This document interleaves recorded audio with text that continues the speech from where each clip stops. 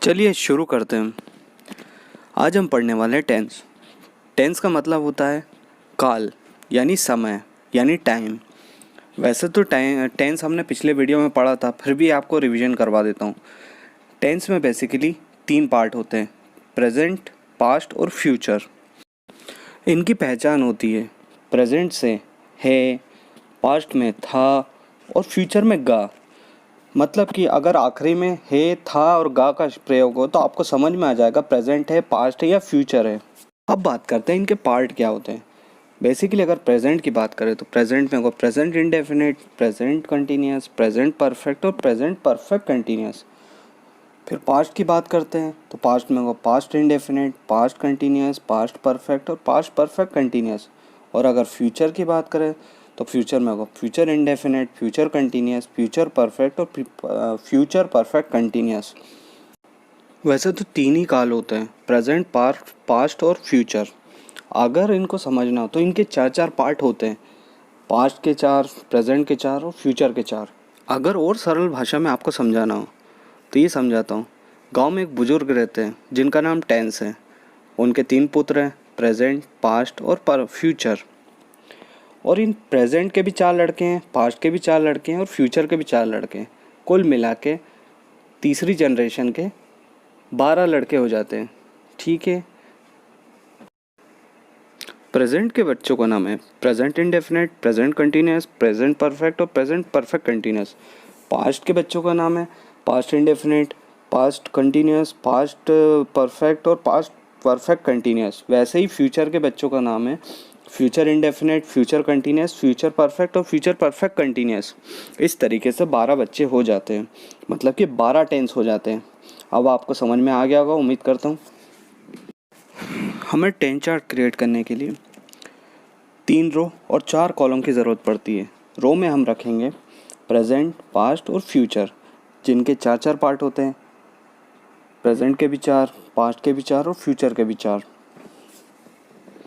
और हम कॉलम में, एक कॉलम में रखेंगे इंडेफिनिट, फिर दूसरे में रखेंगे कंटिन्यूस, फिर परफेक्ट और फिर परफेक्ट कंटिन्यूस। इस तरीके से हमारे पास 4 कॉलम और 3 रो हो जाएंगे। सबसे पहले टेंस को जानने के लिए हमें ये पता होना चाहिए कि कौन सा हिंदी का वर्ड आखिरी में आएगा जिससे हम उसको पहचान सकें। अब देखते हैं इंडेफिनिट को कैसे पहचानें। प्रेजेंट इंडेफिनिट के आखिरी में आता है ता और ती, पास्ट इंडेफिनिट के ता और फ्यूचर के गा का प्रयोग होता है। फ्यूचर इंडेफिनिट के आखिरी में गा का प्रयोग होता है। तो इस तरीके से आपको पहचान में आ जाएंगे इंडेफिनिट के सारे सेंटेंसेस। हमें कंटिन्यूस और परफेक्ट कंटिन्यूस को पहचानना हो तो उसके आखिरी में रहा वर्ड हमेशा आएगा। खा रहा था, पी रहा था, सो रहा था, मतलब काम जारी है, लगातार चल रहा है। इस तरीके से हम कंटिन्यूस और परफेक्ट कंटिन्यूस को पहचान सकते हैं। अगर हमें कंटिन्यूस और परफेक्ट कंटिन्यूस में दोनों के बीच में अगर अंतर करना हो तो परफेक्ट कंटिन्यूस में हमेशा याद रखना समय का प्रयोग। मैं सुबह से खा रहा हूँ, मैं दोपहर से दौड़ रहा हूँ। इसमें एक समय बताया गया है, समय दर्शाया गया। और अगर किसी भी वाक्य में समय को दर्शाया जाता है तो वो परफेक्ट कंटिन्यूस के अंतर्गत आ जाता है।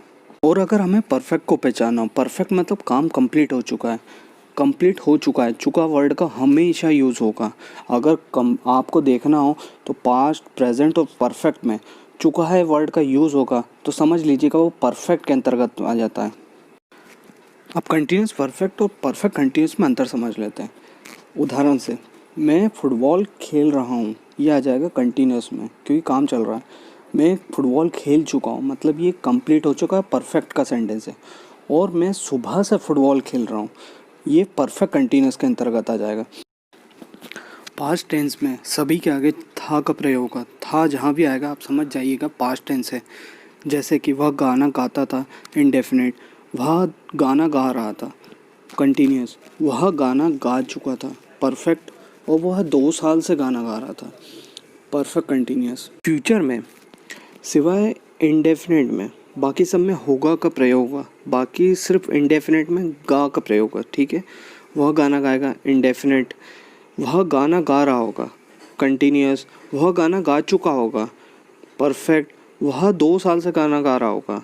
Future perfect continuous. अब हमें ये पता चल गया है कि कौन सा वर्ड आएगा तो कौन सा टेंस यूज़ होगा हिंदी में। अब देखते हैं इंग्लिश में कैसे पहचानें और कैसे सेंटेंस मेकिंग करें। यही टेंस चार्ट अब शुरू होता है। इंडेफिनिट टेंस में एस और एस का प्रयोग होता है। अगर O X C H double S S H का प्रयोग होता है वर्ब के अंदर, क्रिया के अंदर, तो ई एस का प्रयोग होगा, अदरवाइज एस का प्रयोग होगा। पर इसमें भी एक बात का ध्यान रखना पड़ेगा, जब भी प्लूरल हो सब्जेक्ट तो वर्ब का फर्स्ट फॉर्म लगेगा और बाकी में अगर सिंगुलर हो तो एस और ई एस। डज जो रहेगा वो हमेशा एक वचन के साथ प्रयोग होगा और डू हमेशा बहुवचन के साथ। अब बात करते हैं कंटिन्यूस। कंटिन्यूस में इज ए मार का प्रयोग होगा। एम का प्रयोग हमेशा आई के साथ होता है। इज हमेशा सिंगुलर के साथ प्रयोग होगा और आर हमेशा प्लूरल के साथ प्रयोग होगा। वैसे ही परफेक्ट टेंस में हैज़ और हैव जुड़ जाएंगे और परफेक्ट कंटिन्यूस में हैज़ बीन और हैव बीन उसके साथ टाइम मेंशन होगा। अब बात करते हैं पास्ट इंडेफिनिट की। पास्ट इंडेफिनिट ऐसा एक होता है, ऐसा टेंस है जिसमें वर्ब का सेकंड फॉर्म यूज़ होता है। बाकी सब में या तो वर्ब का फर्स्ट फॉर्म यूज़ होगा या वर्ब का थर्ड फॉर्म। और जब इसका इंट्रोगेटिव बनाते हैं तो इसमें डिड के साथ फर्स्ट फॉर्म यूज़ होता है, ये याद रख लेना। वैसे ही पास्ट कंटिन्यूस में वॉज वर्ब का प्रयोग होगा। साथ ही साथ परफेक्ट पास्ट परफेक्ट में हैड का प्रयोग होगा और पास्ट परफेक्ट कंटिन्यूस में हैड बीन का प्रयोग होगा। फ्यूचर में विल और शाल का प्रयोग होगा। आई और वी के साथ शाल का प्रयोग होगा, बाकी सबके साथ विल का प्रयोग होगा। ठीक। फ्यूचर कंटिन्यूस में विल बी और शाल बी का प्रयोग होगा। जहाँ पे रहा होगा प्रयोग होगा वहाँ पे विल बी और शाल बी का प्रयोग होगा। वैसे ही चुका होगा मैं विल है और शाल हैव का प्रयोग होगा।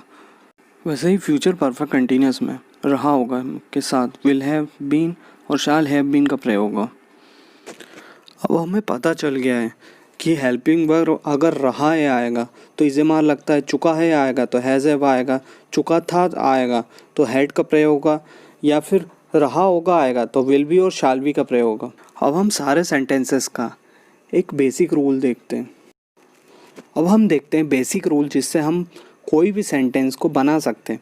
सबसे पहले आता है सब्जेक्ट। सब्जेक्ट यानी कि राम श्याम गीता सीता वगैरह वगैरह। फिर आती हेल्पिंग वर्ब मतलब सहायक क्रिया, is am are was were shall will. फिर आती मुख्य क्रिया, play run walk write read sing. दौड़ना भागना हंसना बोलना ये सभी क्रियाएं हो जाती हैं। फिर उसके बाद आता है ऑब्जेक्ट। ऑब्जेक्ट यानी वस्तु, किस वस्तु से वो कार्य हो रहा है। जब हम सेंटेंस बनाते हैं तो subject helping verb main verb और फिर ऑब्जेक्ट। अगर नेगेटिव बनाते हैं तो हेल्पिंग वर्ब और मेन वर्ब के बीच में नॉट लगा देते हैं।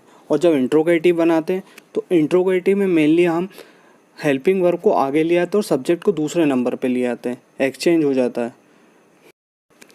अब आपको बता ही दिया है कि हेल्पिंग वर्ब कैसे लिखी जाती है। चुका है आएगा तो हैज़ हैव का प्रयोग करा जाएगा, रहा है आएगा तो इज एम आर का, रहा था आएगा तो वॉज वर का, चुका था का हैड आएगा और चुका होगा तो विल हैव और शाल हैव का प्रयोग होगा। हमने ये समझ लिया हेल्पिंग वर्ब अलग अलग टेंसेस में किस तरीके से प्रयोगी। अब देखते हैं वर्ब कैसे प्रयोगी अलग अलग टेंसेस में। चलिए अब देखते हैं। अगर इंडेफिनिट होगा तो वर्ब के साथ एस और एस का प्रयोग होगा। अगर पास्ट इंडेफिनिट वर्ब का सेकंड फॉर्म यूज़ होगा। अगर फ्यूचर है तो वर्ब का फर्स्ट फॉर्म ही यूज़ होगा फ्यूचर इंडेफिनिट में। कंटिन्यूस में मेन वर्ब के साथ आईएनजी का प्रयोग होता है, चाहे वह प्रेजेंट कंटिन्यूस हो, चाहे पास्ट कंटिन्यूस हो, चाहे फ्यूचर कंटिन्यूस हो। अब जहाँ भी परफेक्ट आएगा वहाँ वर्ब का थर्ड फॉर्म यूज़ होगा। वैसे ही परफेक्ट कंटिन्यूस के अंदर भी मेन वर्ब के साथ आईएनजी का प्रयोग होगा।